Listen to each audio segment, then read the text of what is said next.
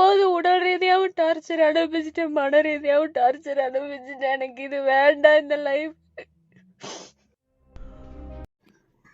கடந்த ஜூன் மாதம் திருப்பூர் மாவட்டம் அவிநாசியில் திருமணமான 2.5 மாதத்தில் வந்து புதுமண பெண் ரித்தன்யா வந்து விஷம் குடிச்சு அவங்க வந்து இறந்துட்டாங்க.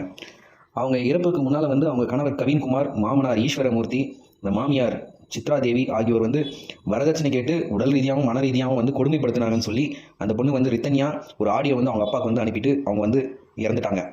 அந்த கவின்குமார், ஈஸ்வரமூர்த்தி, சித்ராதேவி அவங்க வந்து ஜாமீன் வந்து கேட்டு வந்து சென்னை உயர்நீதிமன்றத்தில் வந்து மனு தாக்கல் செய்திருந்தாங்க. அந்த ஆடியோ வந்து அது வந்து உண்மைதானா அப்படின்னு வந்து சோதிக்கிறதுக்காக தடய அறிவியல் சோதனைக்கு வந்து அனுப்பியிருக்காங்க.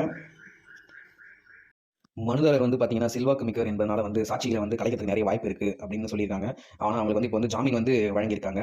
ஏண்டா வாழணும்னு சொல்லி ஆசையோடு வந்த பொண்ணை வந்து இப்படி பண்ணிட்டீங்களா? கண்டிப்பாக அந்த ரித்தன்யா பொண்ணுக்கு வந்து கண்டிப்பாக நீதி கிடைக்கும். இந்த ஈனப்பயிலுங்க கவின்குமார், ஈஸ்வரமூர்த்தி, சித்ராதேவி உங்களுக்கு வந்து தண்டனை கிடைக்கும். சாட்சிகளை கலைக்க மாட்டாங்க. கண்டிப்பான உண்மையான நீதி கிடைக்கும் நம்புகிறோம். உங்களோட கமெண்ட்ஸை வந்து கமெண்ட்ஸ் பாக்ஸில் சொல்லுங்கள்.